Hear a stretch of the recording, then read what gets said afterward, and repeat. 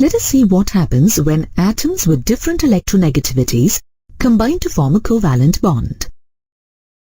When two atoms with different electronegativities combine to form a covalent bond, the electron density between atoms is shared in such a way that it is displaced more towards the more electronegative atom.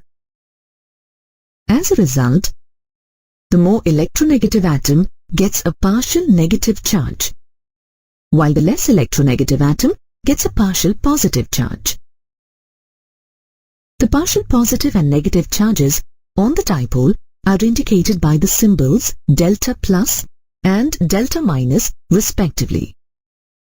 Therefore, in heteroatomic molecules in which the two atoms differ considerably in electronegativity, two electric poles develop. We say that the molecule has developed polarity.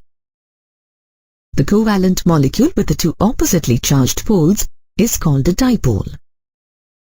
For example, the dipole in hydrogen chloride is represented as shown here. Hence, the bond is called a polar covalent bond, and the molecule is called a polar covalent molecule.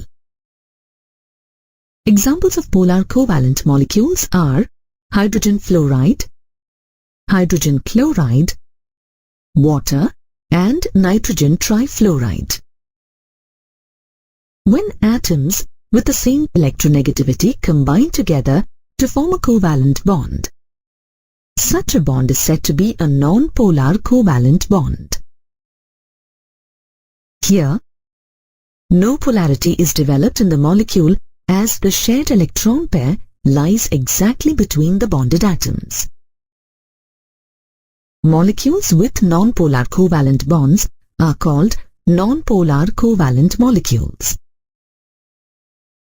Examples of non-polar covalent molecules are hydrogen, fluorine, chlorine, oxygen, and nitrogen. Let us now move on to the concept of dipole moment. The polarity in a polar covalent molecule is expressed in terms of dipole moment. Dipole moment is defined as the product of the magnitude of the charge and the distance between the centers of the positive and the negative charge. Dipole moment is denoted by mu and is equal to the product of charge q in coulombs and distance of separation r in meters. Dipole moment is a vector quantity, which means it has both magnitude and direction. The unit for dipole moment is called dBi and is denoted by d.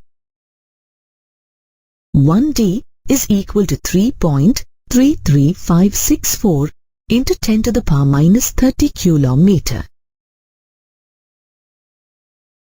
Dipole moment indicates the degree of polarity in a molecule. Dipole moment is represented by a crossed arrow starting at the positive pole and pointing towards the negative pole.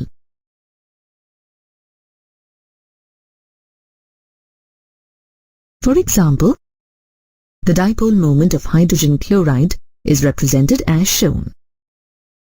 The crossed arrow indicated above a Lewis structure indicates the direction of electron shift.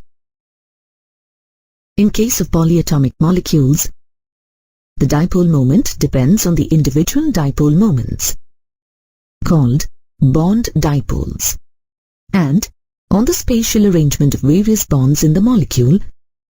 The net dipole moment is the vector sum of the dipole moments of all the bonds present in the molecule. Let us calculate the dipole moment of some molecules. Consider the beryllium chloride molecule. It is a linear molecule with a bond angle of 180 degrees. In the beryllium chloride molecule, two beryllium chlorine bonds are present in opposite directions. As chlorine is more electronegative, the shared electron pair moves closer to chlorine, so that it acquires a partial negative charge while beryllium acquires a partial positive charge. The bond dipole between the two beryllium and chlorine bonds is represented as shown. As the two equal bond dipoles are in opposite directions, their vector sum is 0. So, the net dipole moment is 0. Let us take another example. A water molecule. In a water molecule, there are two oxygen-hydrogen bonds. It is angular in shape with a bond angle of 104.5 degrees. Oxygen being more electronegative, the shared electron pair between oxygen and hydrogen stands very close to the oxygen atom. So, the oxygen atom gets a partial negative charge, while hydrogen gets a partial positive charge. The bond dipole lies towards the oxygen atom. The net dipole moment is the resultant of the two bond dipoles of oxygen and hydrogen bonds. The net dipole moment, mu, in water is 1.85 dBi. Now let us take the example of a boron trichloride molecule. In this molecule, 3 boron-chlorine bonds are present at an angle of 120 degrees to one another. The resultant dipole moment of any two boron-chlorine bonds is equal and opposite to the third boron-chlorine bond dipole, as shown here. Hence, the net dipole moment is equal to 0. Let us take the carbon tetrachloride molecule. As the resultant bond dipoles, as shown here, are equal and in opposite directions, they get cancelled, and the net dipole moment of the molecule is equal to 0.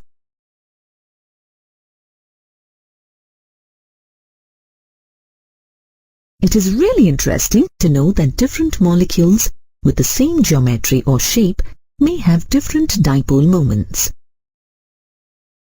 Let us consider ammonia and nitrogen trifluoride molecules. Both of them have pyramidal shapes with a lone pair of electrons on each nitrogen atom.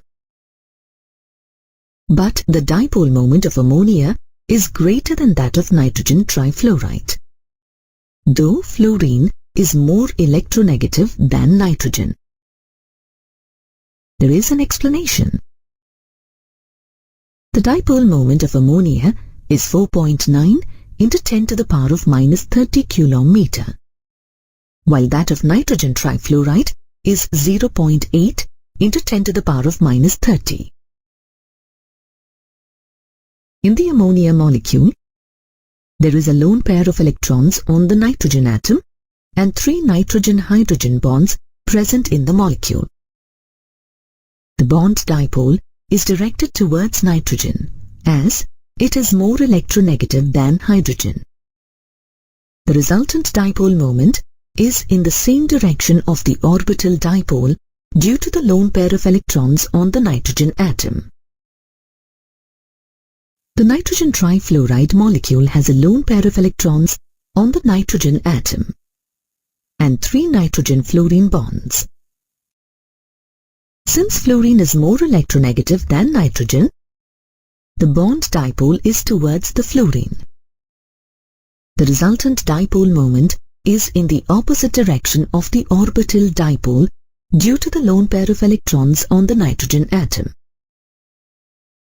Hence, the dipole moment of ammonia is more than that of nitrogen trifluoride. Hence, we can conclude from the polarity of bonds and dipole moment that a covalent bond has a partially ionic character.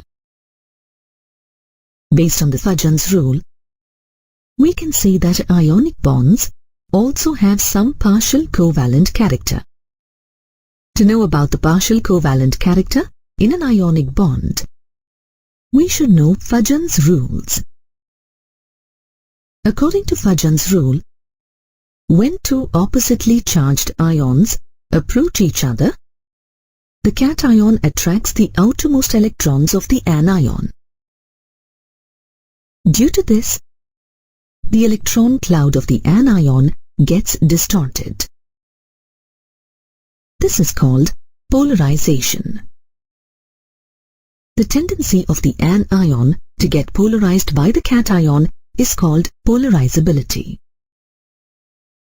As a result of polarization and polarizability, the positive and negative charges decrease on the cation and anion.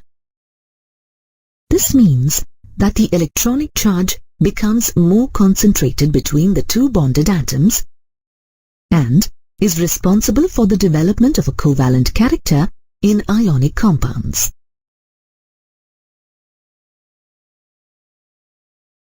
If the extent of polarization is small, then the bond is more ionic in nature.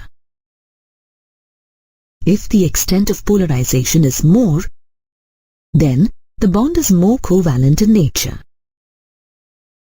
The smaller the size of the cation, the greater is the covalent character of an ionic bond.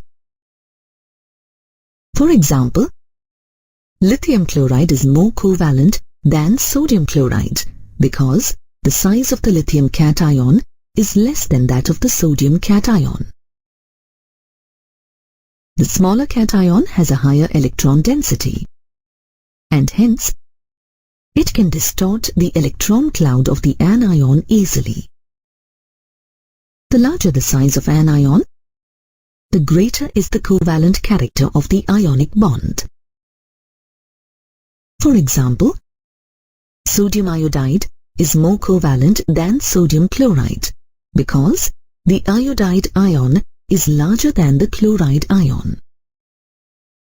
For an anion of large size, the electron cloud on it is loosely bound to it, and hence can be easily distorted by the cation.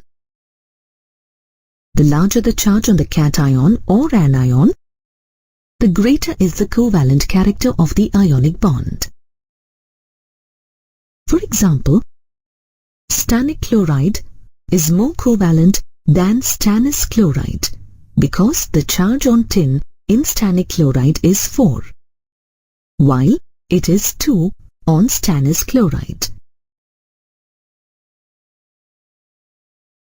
On the other hand, sodium sulfide is more covalent in nature than sodium chloride because the charge on the sulfide ion is greater than the charge on the chloride ion.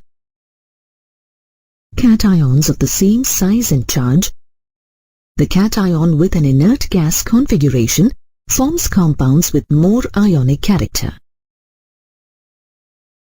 The cation with pseudo-inert gas configuration, that is, with 18 electrons in the outermost shell, forms compounds with more covalent character. For example, copper 1 chloride is more covalent in nature as compared to sodium chloride. Copper ion with pseudo-inert gas configuration has an electronic configuration of 2, 8 and 18. Sodium ion with inert gas configuration has an electronic configuration of 2, 8.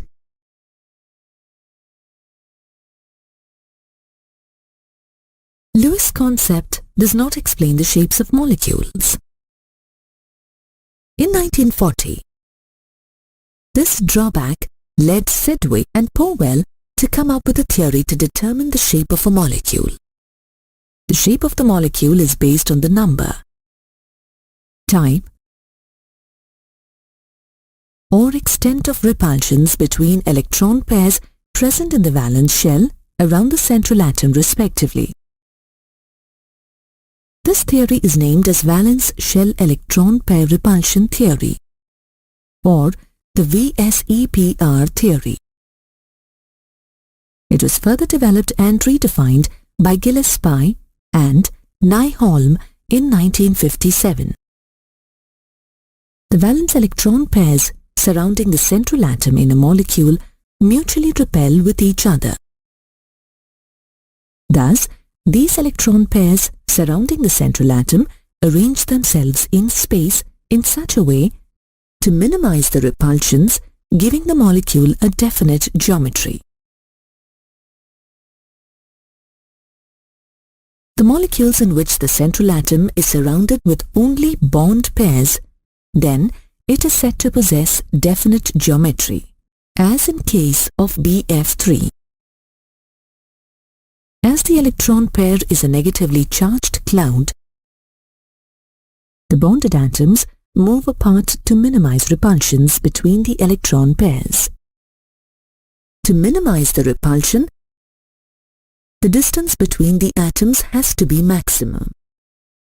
To attain the maximum distance between the bonded atoms, imagine the valence shell to be a sphere and the electron pairs located on its surface at maximum distance from each other.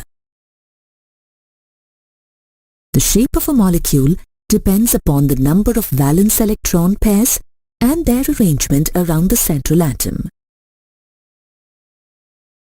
The geometry of a molecule, in which the central atom does not have a lone pair of electrons, will be regular without any distortion.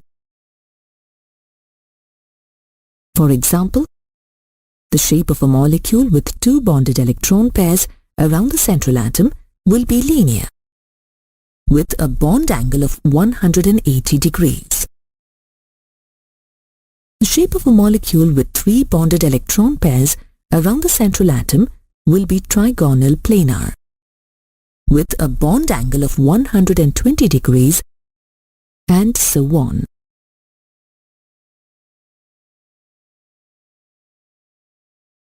In a methane molecule, 4 hydrogen atoms are bonded to one central carbon atom. Since the electron pairs have the same charge, they repel each other and try to stay as far away from each other as possible. As a result, all the 4 hydrogen atoms arrange at 4 corners of a tetrahedron, lying at equal distances away from each other. Hence, methane has tetrahedral shape. In the methane tetrahedron, the bond angle is 109 degrees 28 minutes. However, the geometry of the molecules gets distorted due to the presence of lone pair of electrons. Unlike bonded pairs that are shared between two atoms, the lone pairs of electrons are localized on the central atom. Due to this, they occupy more space, which results in greater repulsion.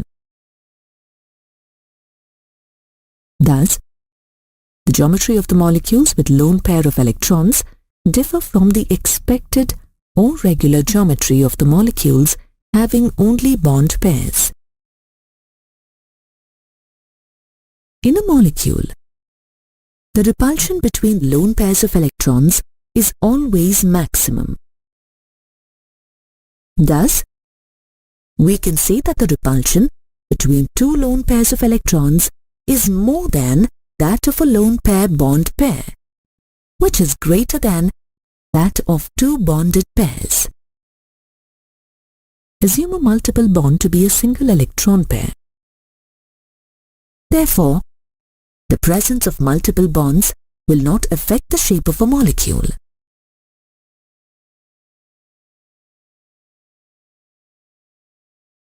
Now, let's analyze the shapes of some molecules with reference to their valence electron pairs. In ammonia, the central nitrogen atom has 3 bond pairs of electrons and 1 lone pair of electrons. The ideal geometry of the molecule with 4 pairs of electrons would be tetrahedral. However, the lone pair of electrons repulses the NH bonded electron pairs, thus reducing their bond angle to 107 degrees and giving the molecule a pyramidal shape. In a water molecule, the central oxygen atom has 4 bonded pair of electrons and 2 lone pair of electrons.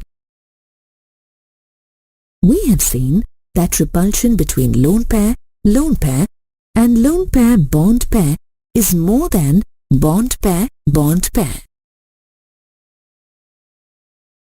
Thus, the 2 lone pairs on central oxygen atom makes the molecule to distort from its regular geometry to bend or V-shape, making a bond angle of 104.5 degrees. A sulfur tetrafluoride molecule is seesaw-shaped as its bond angles are at an angle of 101 and 173 degrees. Due to the lone pair of electrons present on its central atom. The chlorine trifluoride molecule is T-shaped and its bond angle is 87 degrees and 40 minutes, and the molecule shape is distorted due to the 2 lone pair of electrons on central chlorine atom. In a molecule of bromine pentafluoride, the central atom bromine has 5 bonded pair of electrons and 1 lone pair of electrons. Therefore, the geometry of the molecule is distorted, octahedral or square pyramidal. It is due to the presence of a lone pair of electrons on central bromine atom. In a molecule of xenon tetrafluoride, the central xenon atom is surrounded by 4 bonded pairs of electrons and 2 lone pairs of electrons. The geometry of the molecule is distorted to square planar from the regular octahedral geometry. It is due to the presence of 2 lone pairs of electrons on its central xenon atom. Although Lewis's approach to chemical bonding helps us to write the structure of molecules, it suffers from certain drawbacks. These drawbacks are: it fails to explain the formation of a chemical bond. It does not give the reason for the difference in bond dissociation energy and bond lengths in molecules like hydrogen and fluorine, although in both the cases a single covalent bond is formed. It also fails to give any idea about the shapes of the polyatomic molecules. The VSEPR theory, on the other hand, gives the geometry of the simple molecules but fails to explain their formation. To overcome these limitations, the valence bond theory and the molecular orbital theory, which are based on quantum mechanics, are introduced. The valence bond theory was introduced by Heitler and London and was developed further by Pauling and Slater. It explains the formation of covalent bonds. According to this theory, a covalent bond is formed when a pure valence atomic orbital of one atom overlaps with pure valence atomic orbital of another atom. Each of the overlapping orbitals contains the unpaired electron of opposite spin. The electron pair is shared by both the atoms. The strongest bond is formed when the orbitals of the 2 atoms overlap to the maximum extent. Let's explain the formation of hydrogen molecule on the basis of this theory. Consider 2 hydrogen atoms, A and B, approaching each other. Let us label their nuclei as Na and Nb and the electrons present in them as Ea and Eb. Now, as these 2 atoms come closer, forces of attraction as well as repulsion begin to operate. The force of attraction arises between the nucleus of one atom and its own electron, that is, between Na and Ea, and between Nb and Eb, and the nucleus of one atom and electron of another atom, that is, between Na and Eb, and between Nb and Ea. Simultaneously, repulsive forces also arise between the two electrons Ea and Eb, and the two nuclei Na and Nb. Experimentally, it is found that the magnitude of the new attractive forces is more than that of the new repulsive forces. As a result, the potential energy decreases as the two hydrogen atoms approach each other. Ultimately, a stage is reached where the nuclei remains at an optimum distance, such that the net force of attraction balances the net force of repulsion. At this stage, the system acquires minimum energy, and the two hydrogen atoms are said to be bonded to form a stable molecule. If we try to bring these atoms still closer, then the repulsive forces start overpowering the attractive forces. Consequently, energy of the system increases, causing instability to the system. As energy is released during the formation of the bond between the two hydrogen atoms, we can say that the hydrogen molecule is more stable than the isolated two hydrogen atoms. The energy so released is called the bond enthalpy, which corresponds to the minimum as shown in the figure. It is important to note that the same amount of energy is required to dissociate one mole of hydrogen molecule.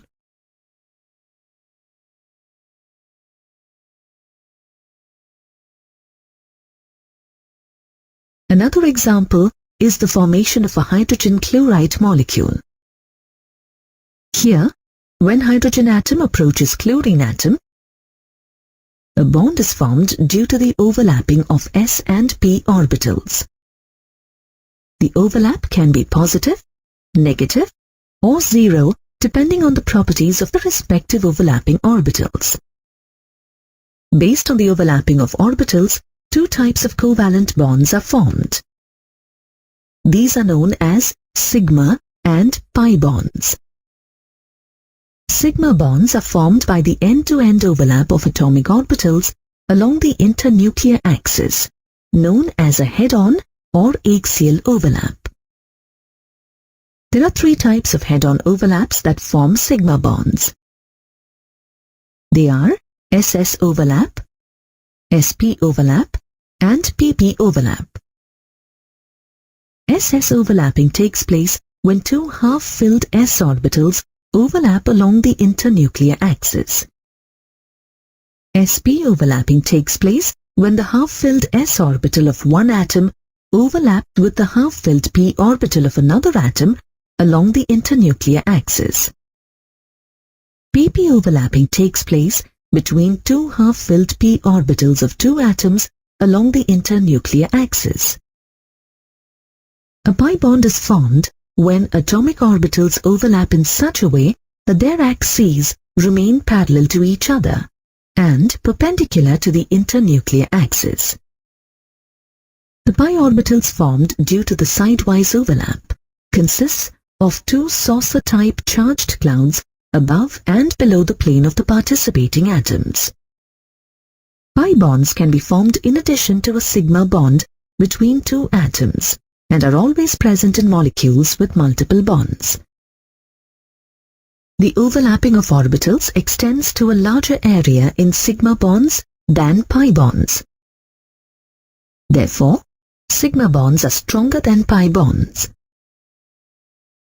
The overlap criterion of orbitals applies equally to both diatomic molecules and polyatomic molecules. However, the valence bond theory fails to determine the actual shapes of the polyatomic molecules, such as methane, ammonia, and water, which are tetrahedral, pyramidal, and bent respectively.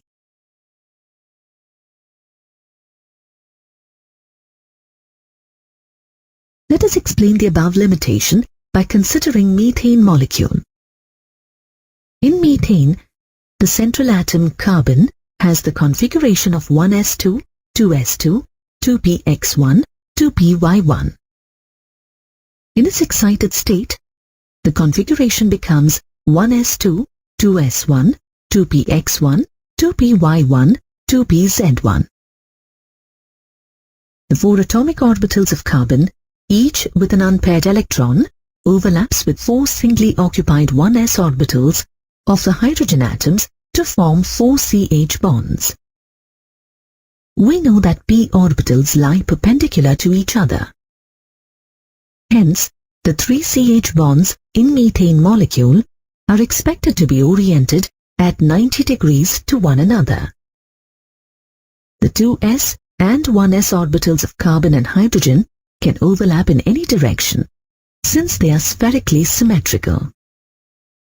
Thus, the direction of the fourth bond cannot be ascertained. This means that all the 4 CH bonds in methane are not identical. But experimentally it is observed that all the 4 bonds are exactly identical in all aspects and are oriented at a bond angle of 109.5 degrees. Similarly, valence bond theory cannot account for the correct bond angles in water and ammonia. While valence bond theory predicts to have a bond angle of 90 degrees in them, the experimental result suggests to have bond angles of 104.5 degrees and 107 degrees respectively. Thus, it can be seen that the valence bond theory fails to account for the actual shape of polyatomic molecules. During their research, scientists observed that some molecular structures found in nature could not be scientifically explained with the help of the existing understanding of atomic orbitals. Pauling introduced the concept of the hybridization of atomic orbitals to explain the existence of such molecules. During hybridization, atomic orbitals of slightly differing energies redistribute to form a new set of orbitals with equivalent energies. The number of hybridized orbitals formed is equal to the number of atomic orbitals participating in the process. These hybrid orbitals align themselves in space such that there is minimum repulsion between the electron pairs. Because of this, the bonds formed by hybrid orbitals are more stable as compared to those formed by pure atomic orbitals.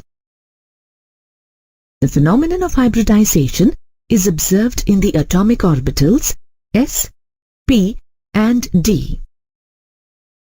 Their possible combinations are sp, sp2, sp3, sp3d and sp3d2. Now let's study each combination in detail. In sp hybridization, one s orbital combines with one p orbital to form two equivalent sp hybrid orbitals. The hybrid sp orbital shows 50% characteristics of the s orbital and 50% characteristics of the p orbital.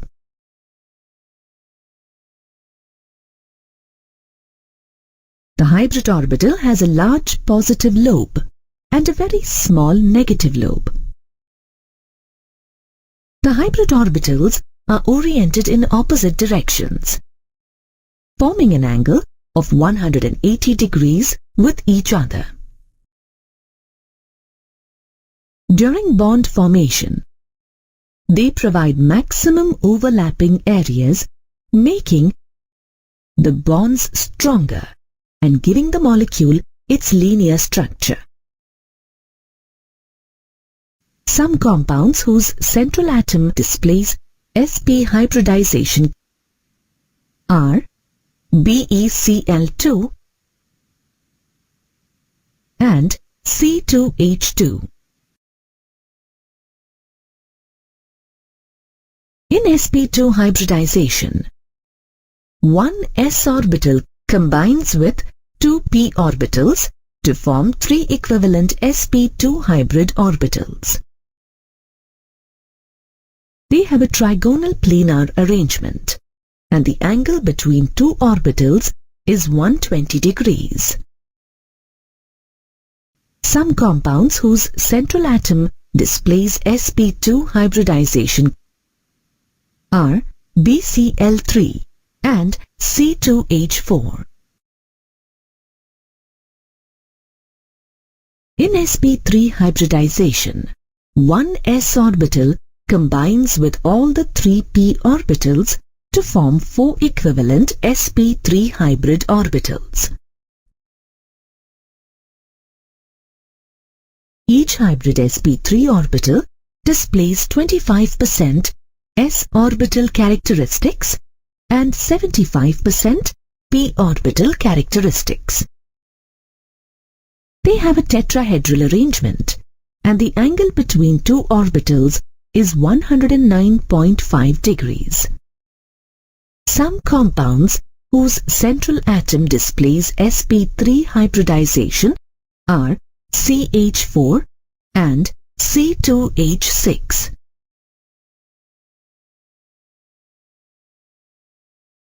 The hybridization of elements containing d orbitals leads to three distinct hybridized shapes formed by the mixing of s, p and d orbitals.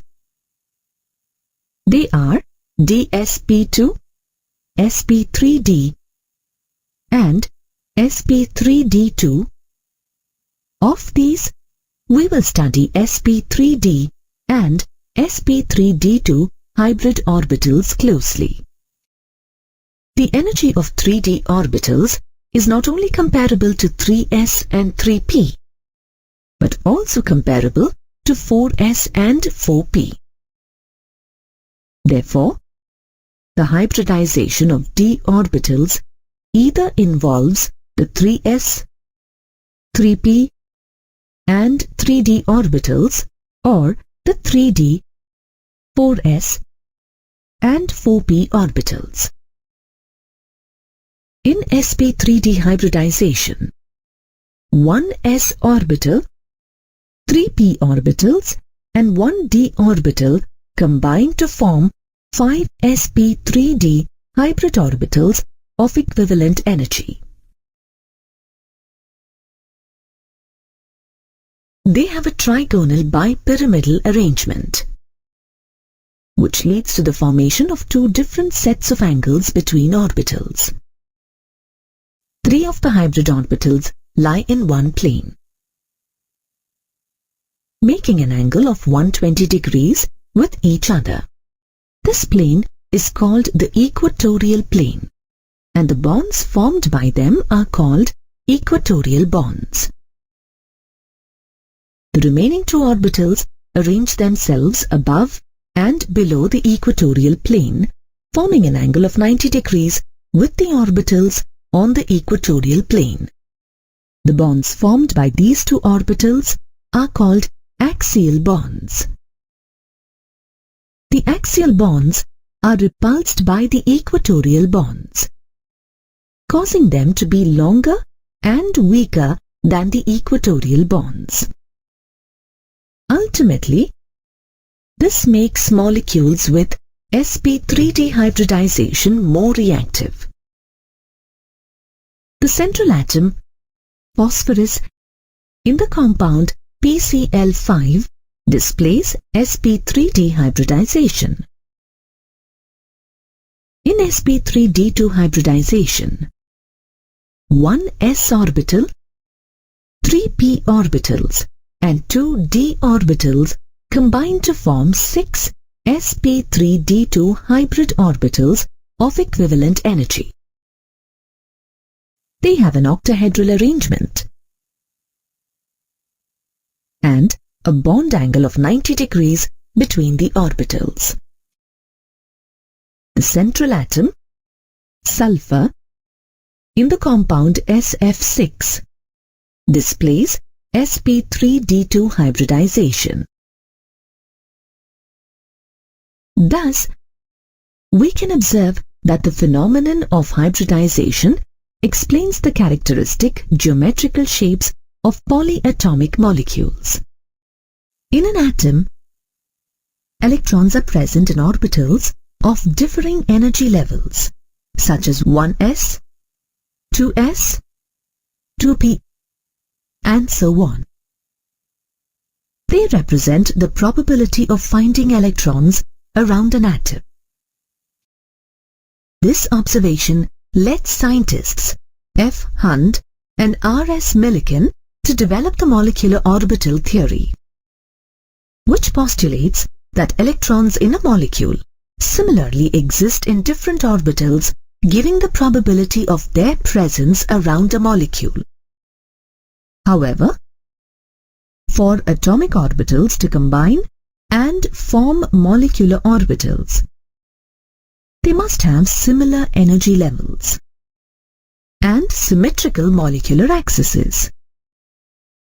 This means that even though 2px of one atom has energy equal to 2py of another atom, they won't combine as they don't have the same symmetry. The number of molecular orbitals formed is equal to the number of atomic orbitals in the atoms forming the bond. Electron distribution in molecular orbitals takes place as per the off-Bohr principle and obeys Pauli's exclusion principle and Hund's rule.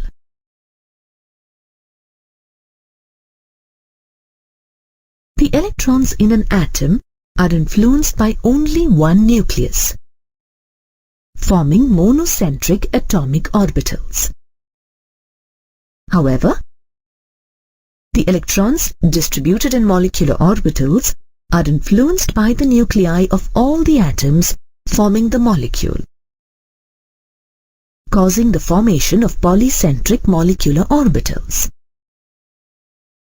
In an atom, the electrons present in the atomic orbitals are represented using the Schrödinger wave equation of wave mechanics by the wave function y, which gives the amplitude of the electron wave.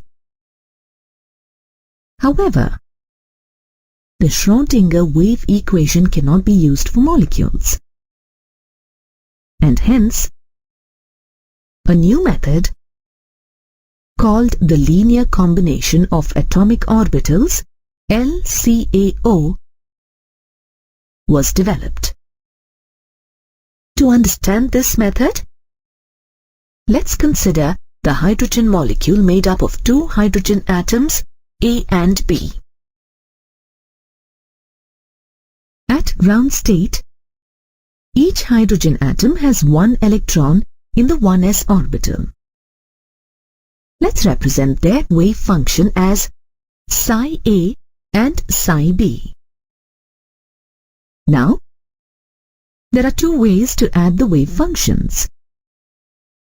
One is when these wave functions are in phase, either both plus or both minus.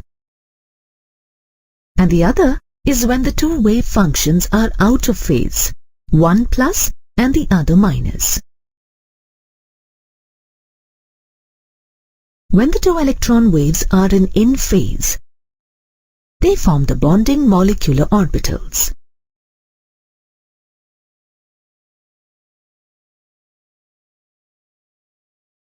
Here, the electron density is between the two nuclei. The electrons tend to hold the nuclei together, thus stabilizing the molecule.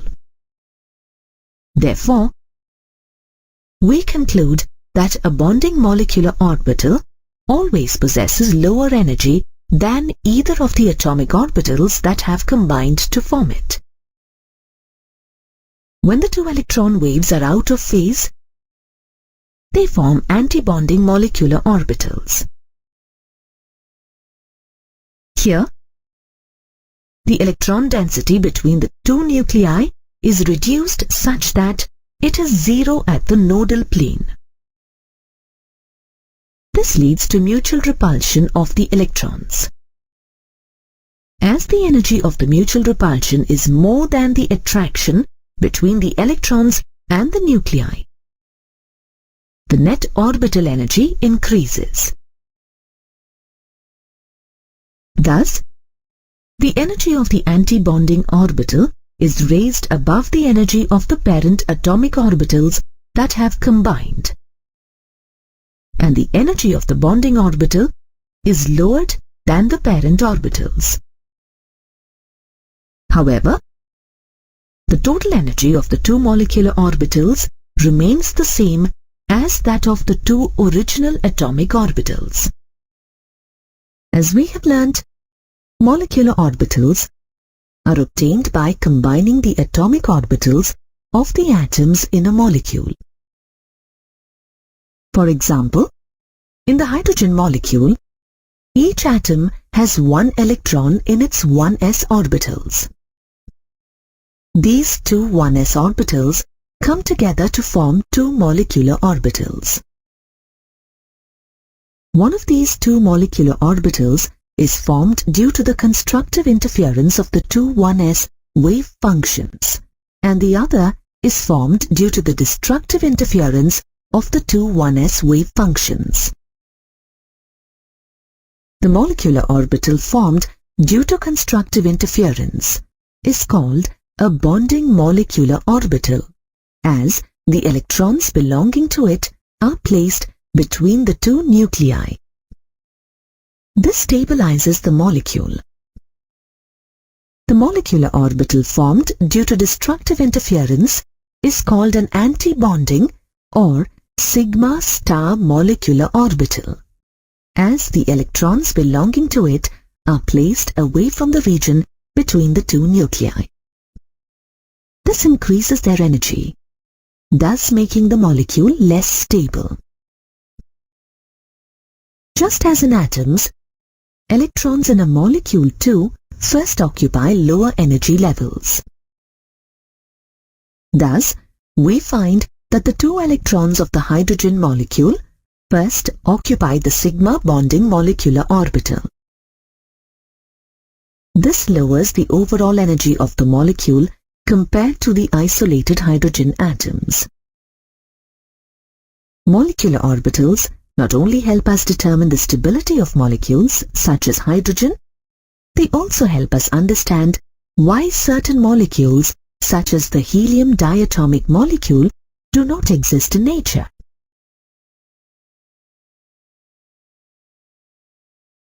You see, helium atom has two electrons in its 1s orbital.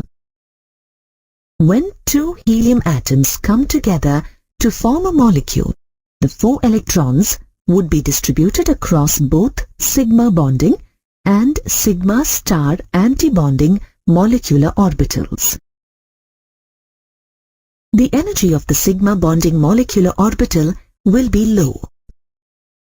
However, the energy of the sigma star anti-bonding molecular orbital will be considerably higher. Thus, the overall energy of a helium diatomic molecule will be the same as that of two helium atoms. So, there will be nothing holding them together. Hence, the helium diatomic molecule does not exist.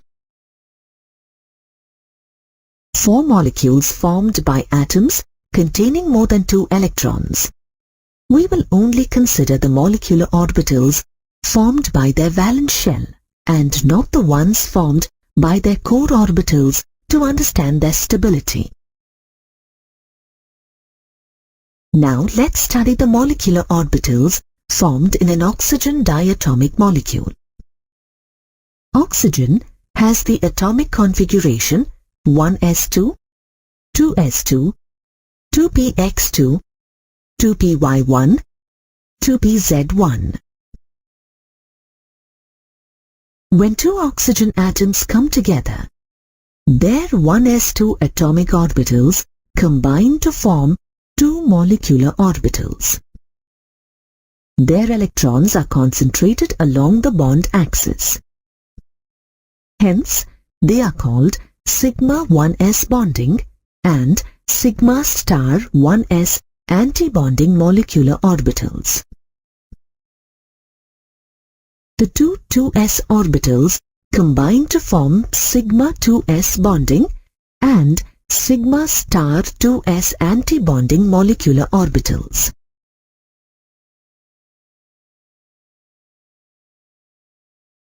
Two 2pz orbitals too combine head-on to form sigma 2p bonding and sigma star 2p antibonding molecular orbitals. However, the two 2px and 2py orbitals combine sideways to form a p orbital shaped bond with the electrons concentrated either above or below the bond axis. Hence, these molecular orbitals are called pi orbitals. The two px atomic orbitals combine to form pi x bonding and pi star x antibonding molecular orbitals, whereas the two py atomic orbitals combine to form pi y bonding and pi star y antibonding molecular orbitals. As the energies of the 2px and 2py atomic orbitals are the same, the energies of pi x bonding, pi y bonding molecular orbitals and pi x star antibonding, pi y star antibonding molecular orbitals are the same. Thus, the interaction between the valence shells of two oxygen atoms leads to the formation of 8 molecular orbitals: sigma 2s, sigma star 2s, sigma 2p, sigma star 2p, pi x, pi y, pi star x and pi star y. Due to the difference between 2s and 2p atomic orbitals, the resultant molecular orbitals sigma 2s and sigma star 2s lie below the other 6 orbitals. Due to the head-on bonding between 2pz atomic orbitals, the interaction between them is stronger than the 2px and 2py orbitals. As a result, the sigma 2p orbital lies below the pi x and pi y orbitals, and the sigma star 2p orbital lies above the pi star x and pi star y orbitals. While this sequence of molecular orbitals is accurate for molecules such as oxygen and fluorine, but not for other elements such as boron, carbon and nitrogen, the molecular orbital's energy sequence is slightly different. This is because of the interaction between the electrons of the 2s atomic orbitals of one atom with the electrons of the 2pz atomic orbitals of another atom due to their relatively similar energy levels. In these molecules, the energy level sequence is sigma 2s, followed by sigma star 2s, followed by pi x and pi y that are at the same energy levels, followed by sigma 2p, followed by pi star x, pi star y, and finally sigma star 2p.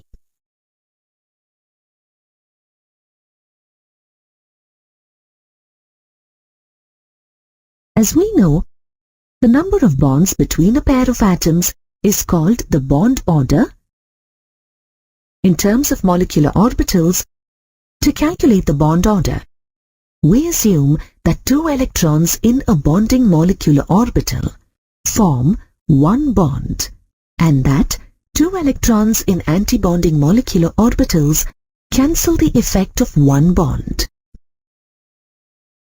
Thus, we can calculate the bond order in an oxygen molecule using the formula bond order is equal to number of electrons in the bonding molecular orbitals minus number of electrons in the anti-bonding molecular orbitals divided by 2. Now, in oxygen, the number of electrons in the bonding orbitals is 8, and the number of electrons in the anti-bonding orbitals is 4. So, adding these values to the equation, we get the bond order as 2. As we know, when electrons in an atom or molecule are paired, as in nitrogen, they form a dimagnetic atom or molecule. And when the electrons in an atom or molecule are not paired, as in oxygen, they form a paramagnetic atom or molecule.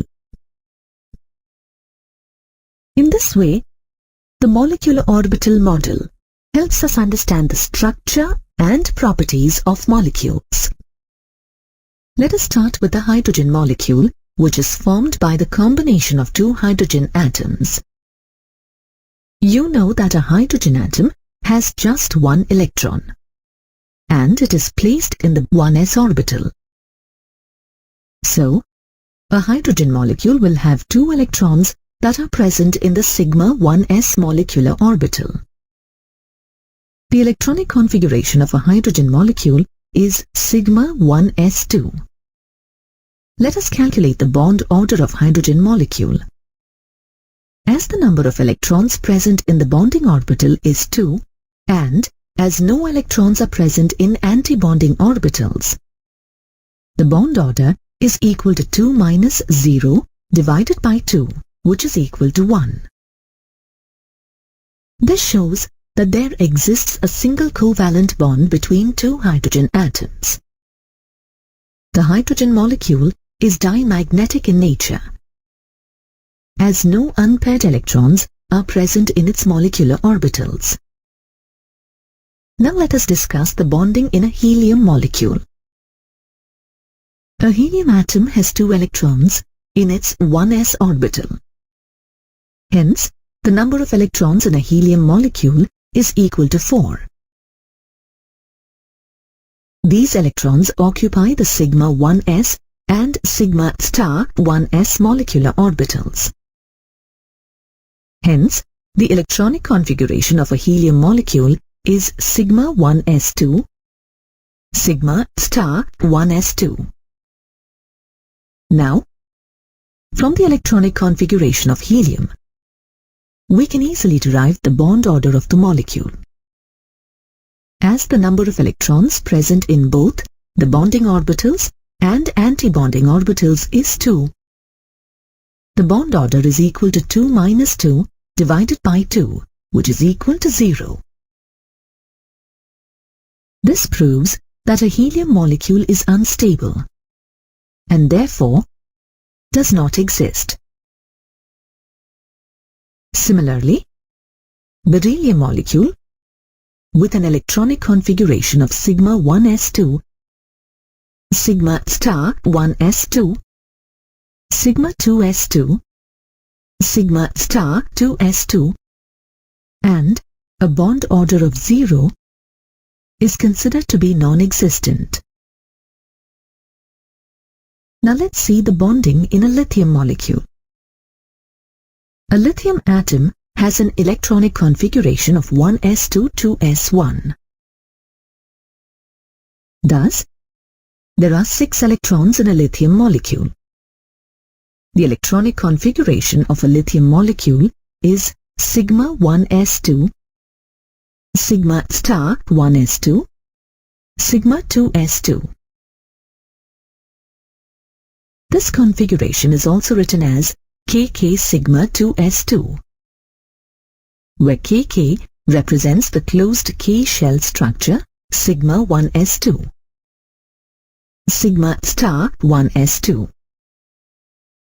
As lithium has 4 electrons in its bonding molecular orbital and 2 electrons in the anti-bonding molecular orbital, the bond order of lithium is calculated to be half of 4 minus 2, which is equal to 1.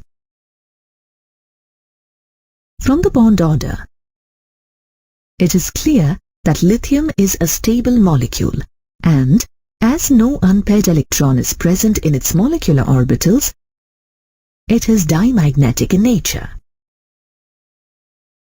This diamagnetic lithium molecule is found to exist in the vapor state.